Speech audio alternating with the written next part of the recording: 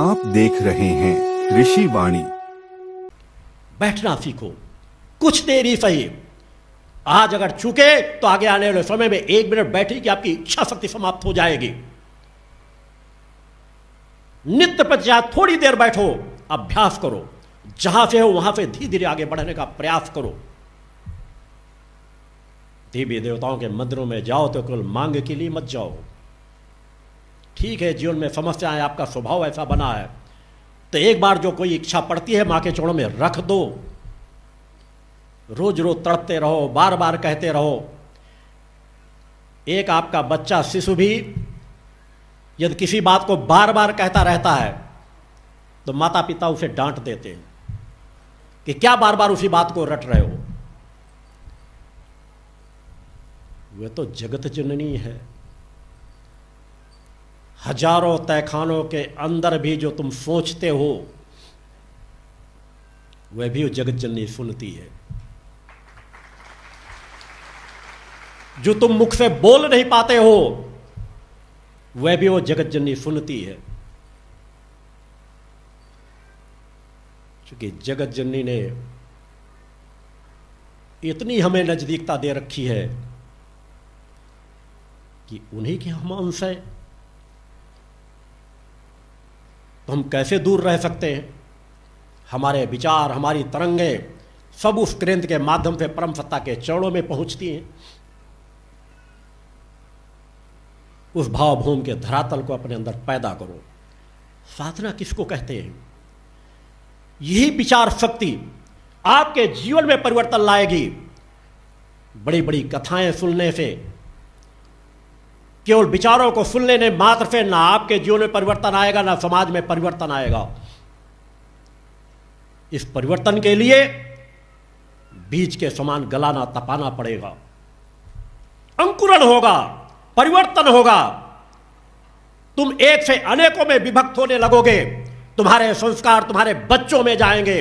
तुम्हारे खून में वह परिवर्तन आएगा कि तुम्हारे बच्चे तुमसे ज्यादा बड़े तपस्वी होंगे, त्यागी होंगे। बफरते वैसा जीवन जी करके तो देखो। हो सकता है इस जीवन में आपको लग रहा हो कि हम बच्चों को संस्कार नहीं दे पाए, तो फिर भी अपने जीवन को बदलो। नवीन जीवन मिलेगा। नवीन जीवन तुम चेतनावान बन करके जियोगे। यह पूंजी कभी नष्ट नहीं होती। एक तड़प पैदा करो कि मुझे दीनहीन का जीवन नहीं जीना, मुझे अपने आप को पहचानना है, संस्कारवान बनाना है, पुरुषार्थी परोपकारी बनाना है, कर्मवान बनाना है। तो कर्म कम करके भी फल बहुत बड़ा प्राप्त कर लोगे।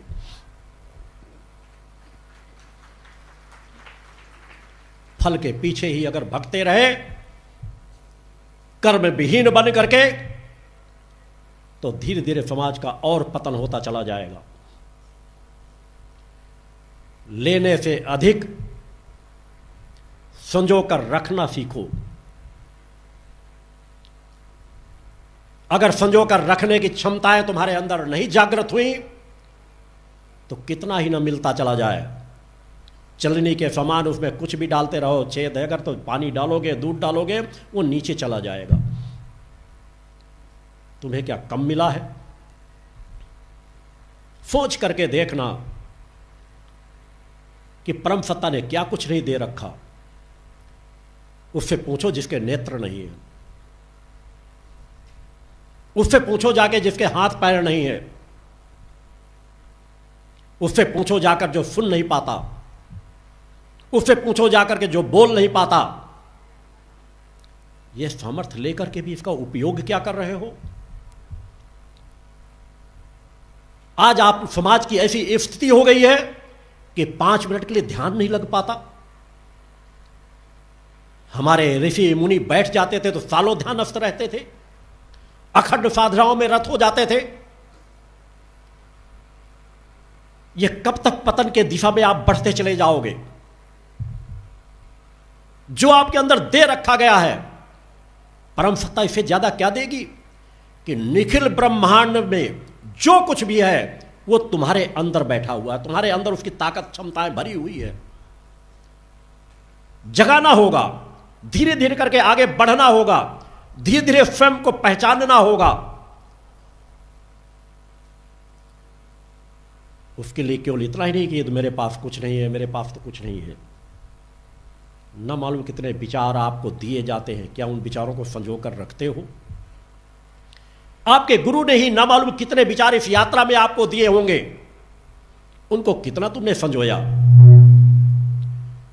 कितना आपने अंदर स्थापित किया और कितना उन पे आपने बार बार मनन किया, और उन विचारों के आधार पर आपने अपने जीवन को आपने कितना ढाला। अगर ढालते ही नहीं हो, उन विचारों को याद ही नहीं रखते हो, उन विचारों पर हर पल रत नहीं रहते हो, उन विचारों का आनंद नहीं प्राप्त कर पाते हो, तो वे बस दौड़ते रहोगे, भागते रहोगे, कभी इस मंदिर में, कभी उस मंदिर में, कभी इस धर्मगुरु के यहाँ, कभी उस धर्मगुरु के यहाँ। स्थायित्व लाओ। जो है उसका रख रखाव करो, उसकी जिम्मेदारी तुम्हारी है, उसका संरक्षण करना तुम्हारा कर्तव्य है। यह यात्रा सामान्य यात्रा नहीं है। न मालूम मेरे कितने विचार चिंतन आप लोगों को दिए गए, यदि आप उनको जीवन में जी रहे होते तो आपके कार्य करने की क्षमता और कई गुना ज्यादा बढ़ चुकी होती। आप कार्य कर रहे हो, परिवर्तन डाल रहे हो, बहुत कुछ कर रहे हो, मगर फिर भी उन विचारों को अंश मात्र धारण करके जरा विचार करो, यदि उनको पूर्णता से अपने जीवन में ढाल लो तो तुम्हारे जीवन में कितना बड़ा परिवर्तन आ जाएगा, इसकी कोई कल्पना नहीं कर सकते।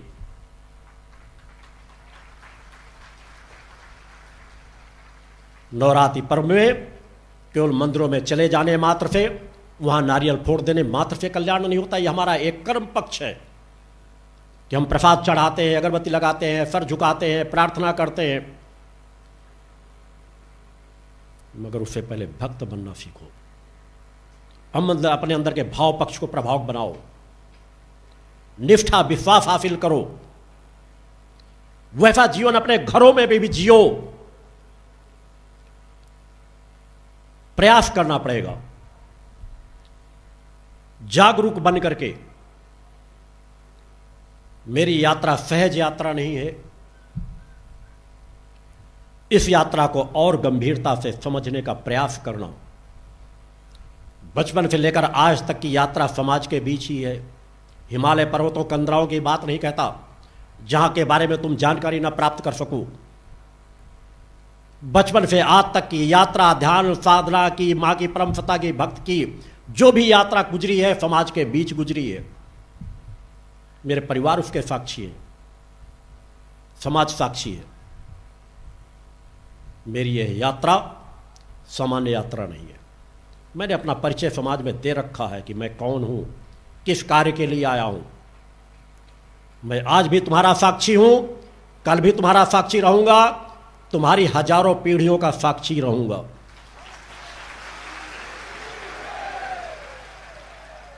मुझसे बिछड़ कर कोई नहीं जा सकता।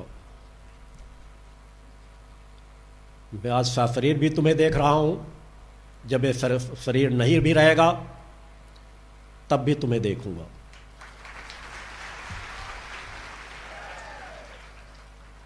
मैंने यहां माता आदिशक्ति जगजननी जगदम्बा की ही स्थापना नहीं की। वो साधक साधक क्या होगा, वो भक्त भक्त कैसा होगा। जो माँ को कह दे माँ आप यहां बैठो, मैं आगे की यात्रा में जा रहा हूं, तो माँ से आगे की कौन सी यात्रा है। इसीलिए उस सच्चिदानंद स्वरूप के साथ ही मैंने इस स्वरूप को धारण किया है।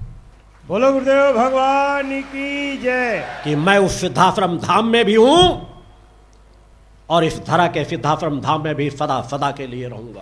बोलो गुरुदेव भगवान की जय। तो उस जगजननी से जुड़े हुए हो माता भगवती आदि शक्ति जगजननी जगदम्बा दुर्गा जी, माता महेश मर्दनी के स्वरूप में अनंत स्वरूप है माता भगवती के, मगर इस भूतल में माता महेश मर्दनी के स्वरूप से बढ़ करके कुछ भी नहीं है। इस ब्रह्मांड की समस्त देवी देवताओं की शक्तियां माता भक्ति माता महेश मर्दनी के स्वरूप में है। और इस गलत फहमी में भी मत रहना कि देवताओं ने माता भगवती को प्रकट किया है। यही तो सबसे बड़ी अज्ञानता है। हमारे कथावाचक क्योंकि तपस्वी है नहीं, भक्ति कभी उन्होंने की नहीं, कुछ पुस्तकों को पढ़ लेते हैं और हमारी पुस्तकों में कितना घालमेल हुआ है इसकी कल्पना नहीं। माता भगवती आदि शक्ति जगजननी जगदम्बा जो अनंत ब्रह्मांडों की जननी है, अनेकों ब्रह्मा विष्णु महेश की जननी है, उनकी क्या औकात देवों की वो माता भगवती आदि शक्ति जगदम्बा को प्रकट करे, उनको अपनी शक्तियां दे, जिनकी शक्तियों पर वो एक एक कदम उठाते हैं। एक सामान्य नारी जिन देवताओं को पालने में झूलने के लिए बाध्य कर देती है, वह जगजननी जगदम्बा देवों की जननी है। वह जब जहां चाहे वहां प्रकट हो जाती है और अपनी शक्तियों को किसी से खींच लेती है और यह एहसास कराती है कि तुम यदि अपने आप को पहचान रहे होते तो तुम्हारे अंदर मेरी शक्तियां थी, फिर भी तुमने असमर्थता दिखाई। वही शक्तियों के रूप में माता भक्ति जब वे पुकारते हैं तो प्रकट हो जाती हैं। कण कण में वो शक्ति समाहित है। आज हमारा सनातन ही इतनी बड़ी अज्ञानता का जीवन जी रहा है। हमारे धर्मज्ञानी अनेकों लोग देवादि देव जिसे मां कहकर के पुकारते हैं, उच्च कोट के अनेकों ऋषि मुनि जिसे मां कहकर के पुकारते हैं, जिस सत्य को स्वीकार करते हैं, हमारे धर्म ग्रंथ चीख चीख कर कहते हैं अनेकों ब्रह्मा विष्णु महेश है, अनेकों राम और कृष्ण हैं, सीता और राधा हैं। कुछ अज्ञानी कहते हैं कि राधा सर्वोच्च सत्ता है, माता भगवती दुर्गा से बढ़कर के हैं। ये हमारे लिए सभी पूज्य हैं, राधा हो सीता हो कोई भी हो, मगर ये सभी उनकी अंशावतार हैं।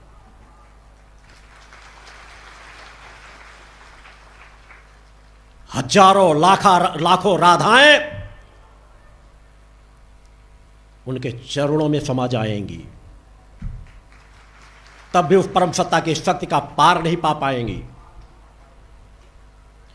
अनेकों राम और कृष्ण उनके चरणों के एक अंश में समा जाएंगे।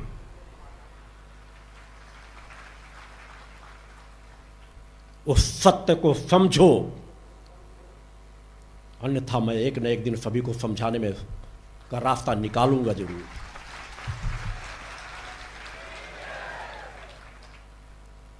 हमारे बड़े बड़े साधक अज्ञानता का जीवन जी रहे हैं, सत्य को खोजना ही नहीं चाहते, सत्य की दिशा में बढ़ना ही नहीं चाहते। हमारी आत्मा की जननी हजारों देव नहीं हो सकते। हमारी आत्मा की जननी माता भक्ति आदि शक्ति जगजननी जगदम्बा है, जो अजन्मा अविनाशी है, किसी के गर्भ से जन्म नहीं लेती, गर्भ से जन्म लेने वाली उनके अंश अवतार होती हैं। माता भक्ति आदि शक्ति जगजननी जगदम्बा ही अनंत लोकों की जननी है। अज्ञानता में अनेकों लोगों ने अपने पंथ चला रखे हैं। कोई कह रहा कबीर निखिल ब्रह्मांड के स्वामी है।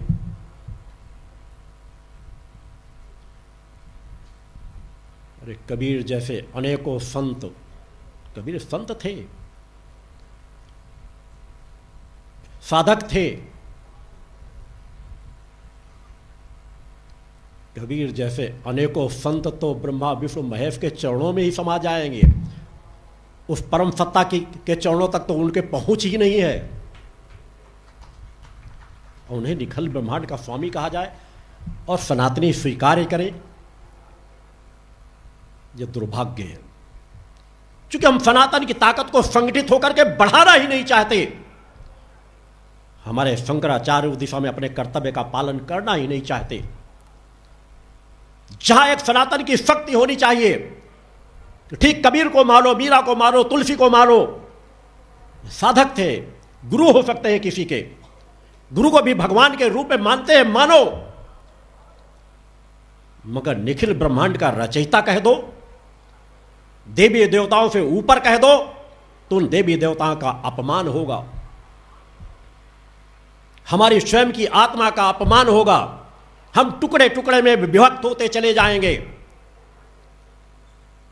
हमारे अनेकों धर्म ग्रंथ चीख चीख करके कह रहे हैं, उस सत्य की तरफ बढ़ना तो सीखो, अपनी आत्मा का ज्ञान तो प्राप्त करो। मैं सभी धर्म प्रमुखों के लिए कह रहा हूं, सभी को सम्मान देते हुए कह रहा हूं कि अज्ञानता की अंधी दौड़ में मत दौड़ो, अन्यथा यह समाज और ज्यादा अज्ञानता की अंधी दौड़ में दौड़ने लगेगा। क्योंकि जो तुम्हारे अंदर है वही तुम समाज को दोगे, मगर सत्य रहस्य समाज के बीच दो, अज्ञानता की सीख समाज को मत दो। पहले सामान्य सा पुजारी भी हुआ करता था तो साधक तपस्वी हुआ करता था। आज अनेकों अनेकों लोग कथावाचक, बड़े बड़े कथावाचक जो अपने आप को कथावाचक कहते हैं, मैं सभी की बात नहीं करता मगर अधिकांश की बात कहता हूं, 8 बजे तक गधों की तरह पढ़ करके सोएंगे और उसके बाद भी कह देंगे हम बहुत बड़े कथावाचक हैं।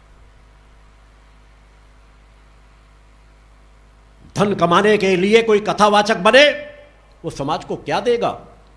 जिसके अंदर की चेतना तरंगे स्वयं केवल अपने अर्जन के लिए बैठी हुई हैं, उसकी कथनी और करनी में बहुत बड़ा फर्क होगा। आवश्यकता है कथावाचकों की, धर्म का ज्ञान समाज को दे, मगर आज दिशा किस दिशा में जा रही है? नाच गाना सुख वैभव, अनेकों कथावाचक हैं, बार बालों को बुलाकर डांस कराते हैं। कथाओं में ऐसे कथावाचकों को बुलाया जाता है समाज के द्वारा, चूंकि वैसा वातावरण बना रखा है कि चोर चोर मौसेरे भाई। कौन कथावाचक अच्छे गीत गाएगा जो लोगों को नचाए? मंडली टीमें बना ली जाती है, पहले से तैयारी करके आई जाती है, सच संवर के आया जाता है कि हमको नाचना है वहां पे, टोली बना बना करके। ये कथाएं समाज को क्या दिशा देंगी? होना तो यह चाहिए कि कथाओं में, जहां अगर आप भगवान की कथा कह रहे हैं, भागवत कथाएं कह रहे हैं, हमारे ऋषियों मुनियों ने जिन्होंने शुरुआत किया तो उन्होंने सोचा नहीं था कि आगे आने वाली पीढ़ी हिजड़ों का जीवन जिएगी।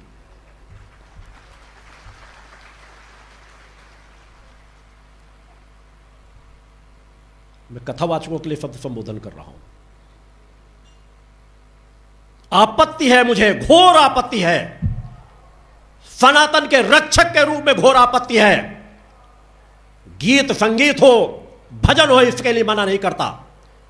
भक्त तृप्त हो, तालियां बजाएं, उसके लिए मना नहीं करता। भाव विभोर हो, उसके लिए मना नहीं करता। मगर खड़े हो करके थिरक थिरक करके नाचे, इसका विरोध करता हूं। क्योंकि उनमें कोई मीरा नहीं है, किसी के अंदर मीरा जैसी भक्ति नहीं है। केवल अपने मनोरंजन के लिए तो बार बालाओं में को क्या वहां चले जाओ, बियर पियो, शराब पी पी करके अनेकों बच्चे आते हैं कथाओं में, बियर पी पी करके आते हैं, कोई उनके जीवनों में परिवर्तन नहीं आता। इस नाच गाने से अपने कथावाचकों को सजग होना पड़ेगा। राम की कथा हो रही, कृष्ण की कथा हो रही, कृष्ण जन्माष्टमी मना रहे हैं, नाच गाना अय्यासी के गीत गाए जा रहे हैं, डीजे बजाए जा रहे हैं, नशे में लड़के गा रहे हैं, कोई बोलने वाला नहीं, कोई आवाज उठाने वाला नहीं। अनेकों बड़े बड़े कथावाचक हैं, भक्ति भाव कहीं नजर ही नहीं आती, तपस्यात्मक जीवन नजर नहीं आता। बस 4 पोथी पढ़ ली और लोगों को पढ़ाना प्रारंभ करा दिया। अरे पहले अपने रोम रोम को परिवर्तन करो, तपस्वी बनो, तुम्हारे अंदर की अंतरात्मा की सत्य तरंगे जागृत हो, तब तुम्हें कथावाचक बनने का अधिकार है। मैं कथाओं का विरोधी नहीं हूं, मगर आज जिस तरह की कथाएं चल रही हैं, दिशा भ्रमित कर रहे हैं समाज को। कथा सुन लो, तुम्हारा कल्याण हो जाएगा, तुम्हारे पूर्वजों का कल्याण हो जाएगा। अब तक कितने के पूर्वजों का कल्याण हो गया? कथावाचक सिर्फ अपना कल्याण करते हैं। करोड़ों करोड़ों रुपए विज्ञापन में खर्च करते हैं। कुछ कथावाचकों को जो आ जाता है कि आप देख रहे होंगे आए दिन सब जगह छाए पड़े होंगे, करोड़ों करोड़ों रुपए खर्च करते हैं अपने विज्ञापन के लिए, एजेंसियों को हायर करते हैं। आप सोचते हो कि अरे इसमें तो न्यूज चैनल में भी इनका चल रहा है, इसमें भी चल रहा है, उसमें भी चल रहा है। करोड़ों करोड़ों रुपए खर्च करते हैं सिर्फ अपने विज्ञापन के लिए। करोड़ों करोड़ों रुपए मानवता के कल्याण के लिए खर्च किया जाता। विज्ञापन जरूरी जितना उतना कीजिए, उसके लिए मना नहीं किया जाता। संसाधन है, मगर जीवन किस तरह का है?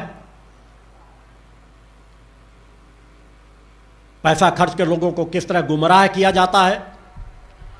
सत्य का एक ज्ञान नहीं है। धर्म ग्रंथों में कह दिया जाए तो बोल नहीं पाएंगे।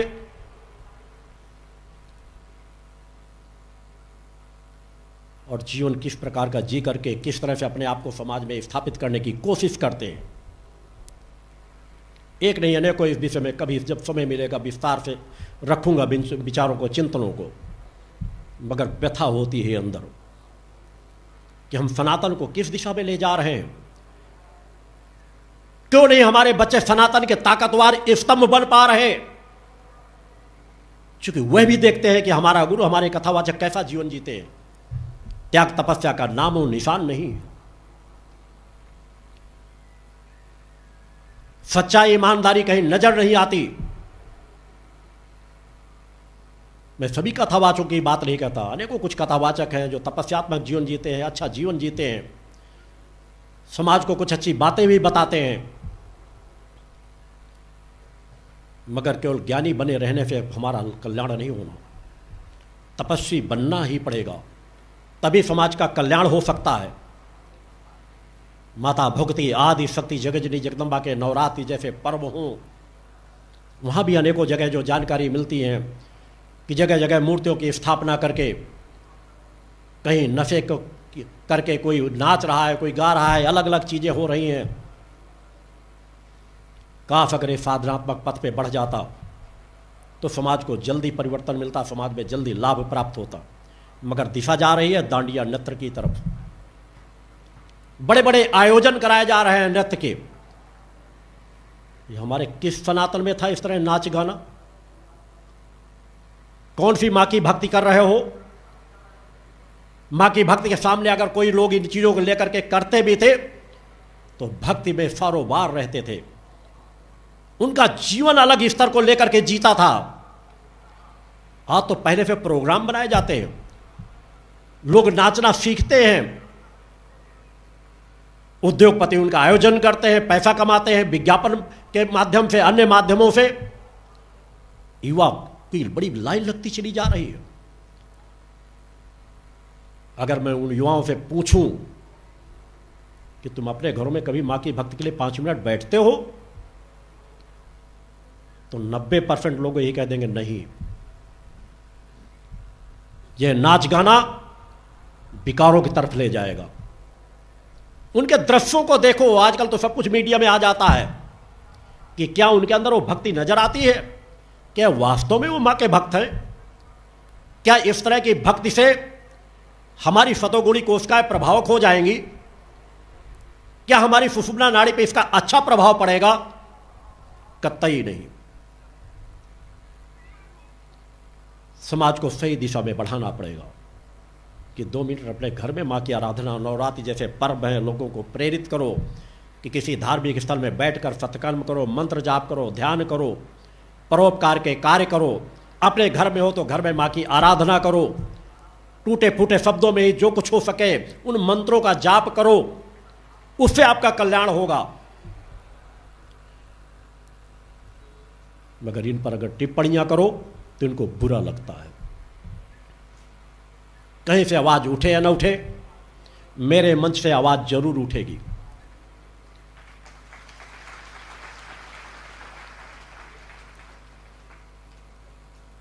कि धनवान हमारे सनातन को गलत दिशा में न ले जाए, धर्मगुरु हमारे सनातन को गलत दिशा में न ले जाएं। सनातन को और समझें। संकल्प साधना शिविर है ये, आज प्रथम दिवस है। मैं चाहूंगा कि अपने आप को और संतुलित करें। कल मेरे द्वारा कुछ महत्वपूर्ण संकल्प कराए जाएंगे। उन संकल्पों के साथ एक विशेष ऊर्जा आप लोगों को प्रदान की जाएगी, जिससे उस ऊर्जा को लेकर के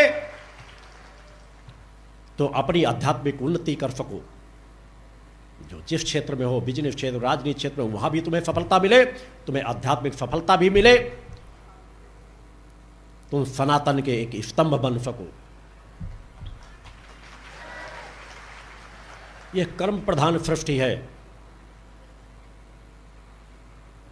विचारों से अपने आप को बांधो, मन पर लगाम लगाओ, जीवन में संतुलन लाओ। इसके लिए दांडिया नृत्य से कभी नहीं होगा, नाच गाने से कभी नहीं होगा। मैंने तो अब तक जितने लोगों को देखे हैं, हजारों लोगों को, उनके टीवी चैनलों के माध्यम से, के माध्यम से, मुझे तो कोई मीरा वहां नहीं नजर आई। हजारों मीरा हैं, लाखों मीरा हैं जिनको मैं जानता हूं, घरों में साधना करती हैं, रत रहती हैं, मन को एकाग्र करती हैं, निष्ठा, विश्वास, समर्पण है। मगर आज हमारे सनातन को, धार्मिक क्रियाओं को हाईजैक कर लिया गया है और वह वैसा क्रम चलता रहा कि तुम्हारी आगे आने वाली पीढ़ी कोई ईसाई बनेगी, कोई इस्लाम धर्म को स्वीकार करेगी, क्योंकि सत्य की ताकत ही नहीं होगी। विषय विकारों से भरे हुए होंगे, नाच गाना उनकी कोशिकाओं में समा जाएगा, विकार उनकी कोशिकाओं में समा जाएगा। तब त्याग पुरुषार्थ किस चिड़िया का नाम है, इसे ही भूल जाएंगे, क्योंकि यही तो किया गया है काफी वर्षों से। हमारे सनातन को कहां से कहां पहुंचा दिया गया। इन 3 दिनों पे धर्म, राष्ट्र, मानवता की सेवा से जुड़े हुए सभी बिंदुओं पर मेरे विचार होंगे, क्योंकि मेरे विचार तीनों दिशाओं में होते हैं। मेरे विचार तुमको सही दिशा पे बढ़ाने के लिए होते हैं कि तुम अपने जीवनों में किस तरह परिवर्तन लाओ, किस तरह सजग प्रहरी बनो, किस तरह उस जगत जननी की भक्ति करो, धर्म, राष्ट्र और मानवता के प्रति तुम्हारा कर्तव्य क्या है, इन सभी चीजों का ज्ञान कराया जाता है। इस पवित्र स्थल पर बैठकर सोचना जरूर, विचार जरूर करना कि क्या हमें भिखारियों का जीवन जीना है या चेतनावानों को जीवन जी करके तृप्ति, आनंद का जीवन जीना है। ये जो कुछ परम सत्ता ने दे रखा है वह बहुत कुछ दे रखा है। जो नहीं है उसे मैं भी भिखारी बन करके मुझे नहीं मांगना, कर्मवान बन करके मुझे हासिल करना है। उस रास्ते को तय करो। गुरु सत्ता, परम सत्ता तो हर पल लुटाती है। वो तो आते ही समाज में इसीलिए हैं, मगर उसकी पहचान तुम्हें करना पड़ेगा।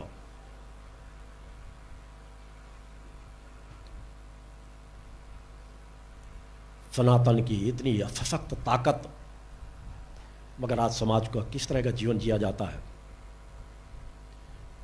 माता भगवती की किस तरह के भक्त होने चाहिए, कितनी उनके जीवन में शांति होनी चाहिए, उस जगत जननी से कितना अपनेपन का भाव होना चाहिए। क्या नाचने में मां प्रसन्न होंगी? अरे नचाना है तो अपने अंतर्मन को नचाओ, थिरकने दो अंतर्मन को, कोशिकाएं चैतन्य हो जाएंगी। मगर स्थूल के ही नाच का आनंद लेना है तो बस स्थूल में होकर के रह जाओगे, कभी सत्य को नहीं समझ पाओगे, कभी सत्य को प्राप्त नहीं कर पाओगे। जितना उस परम सत्ता से दूर जाओगे उतना संघर्षों, कष्टों में घिरते चले जाओगे। सभी देवों का सम्मान करो, सभी देवी देवताओं का सम्मान करो। सभी देवी देवता आपसे बहुत आगे बढ़ करके हैं,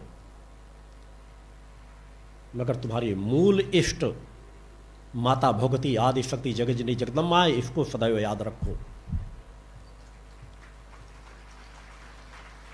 वह परम सत्ता जिसके कुछ महत्वपूर्ण रहस्यों को मैं अपने यज्ञों के पूर्ण होने के बाद देना चाहता हूं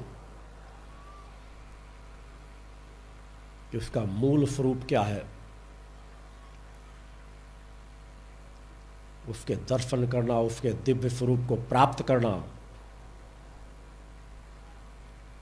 उस आत्मा की परमात्मा को देख पाना देवी देवताओं के लिए भी दुर्लभ है।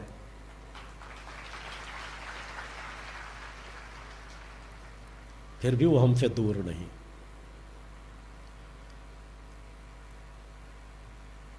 बड़ा सहज है और बड़ा कठिन भी है। उस रात में चलने का निर्णय ले लें तो सब कुछ संभव है। इस यात्रा को समझने का प्रयास करना। मैं हर पल अपने आप को संकल्पों से बांध करके रखता हूं। जीवन का एक एक क्षण सिर्फ परोपकार के लिए जीता हूं। 24 घंटे में मात्र 2.5 से 3 घंटे की नींद लेता हूं। सामान्य सा भोजन करता हूं। सामान्य से कमरे में रहता हूं। मेरे स्थिति से ज्यादा अच्छे कमरों में रहते हैं, मगर जितने में रहता हूं वो भी मुझे काटता है कि मेरा जीवन कैसा है इसे समाज इतनी सहजता से समझ ही नहीं पाएगा कि मैं हर पल कितना एकांत रहता हूं। मुझे अपने उपभोग के लिए किसी वस्तु की आवश्यकता नहीं है।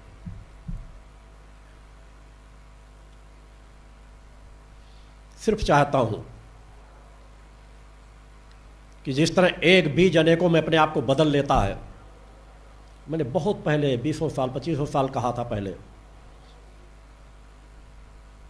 कि मैं अपने को अनेकों शक्ति साधकों में बदल रहा हूं। आओ इस अभियान में सब आओ इस अभियान में, आओ इस अभियान में सब आओ इस अभियान में, आओ इस अभियान में सब आओ इस अभियान में। जन सुधार अभियान छिड़ा है, जन सुधार अभियान छिड़ा है सारे हिंदुस्तान में। आओ इस अभियान में सब आओ इस अभियान में, आओ इस अभियान में सब आओ इस अभियान में।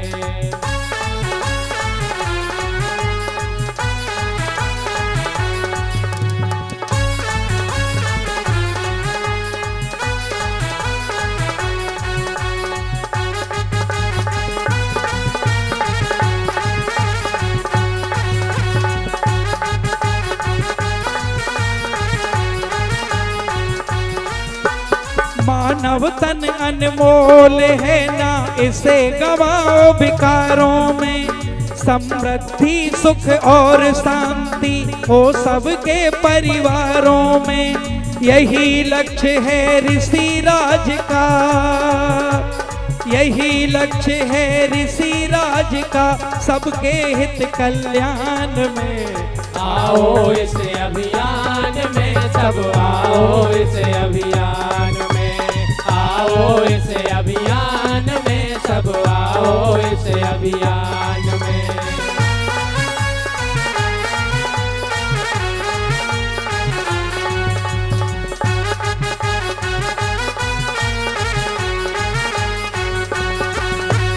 शक्ति साधक के परिवेश में गुरुवर सबको ढाल रहे।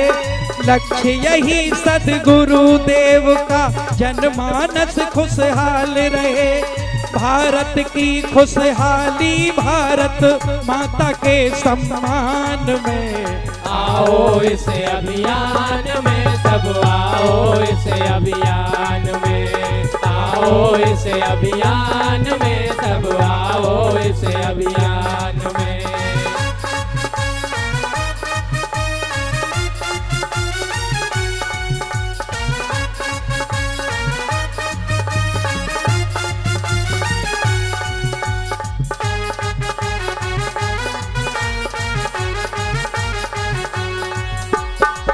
मासे मांस से हो के मुक्त जियो जीवन चरित्रवानों का।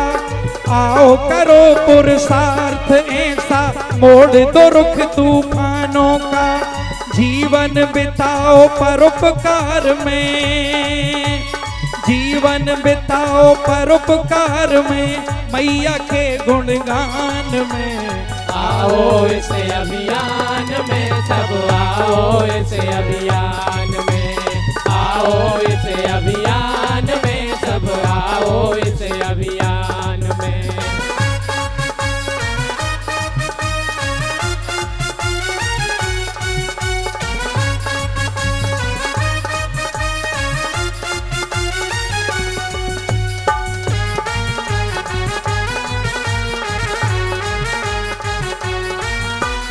गुरुवर कहते जीवन सारा जन जन के हित जीना है। छोड़ो विषय विकार सभी, माँ भक्ति का अमृत पीना है। माँ ही निखिल ब्रह्मांड की जननी, माँ ही निखिल ब्रह्मांड की जननी, सदा रहे ये ध्यान में। आओ इस अभियान में सब आओ इस अभियान में। आओ इस अभियान में सब आओ इस अभियान में।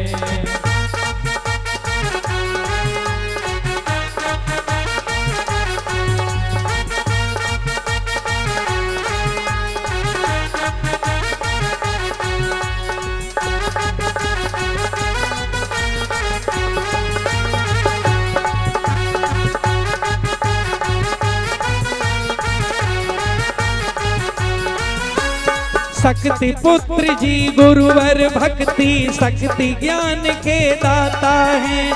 महातपस्वी कृपा सिंधु योगेश्वर युग निर्माता है।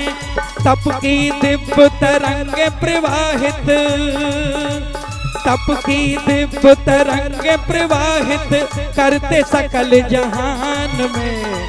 आओ इस अभियान में सब आओ इस अभियान में। आओ इस अभियान में सब आओ इस अभियान में। जन सुधार अभियान छिड़ा है, जन सुधार अभियान छिड़ा है सारे हिंदुस्तान में। आओ इस अभियान में सब आओ इस अभियान में। आओ इस अभियान में सब आओ इस अभियान में। आओ इस अभियान में सब आओ इस अभियान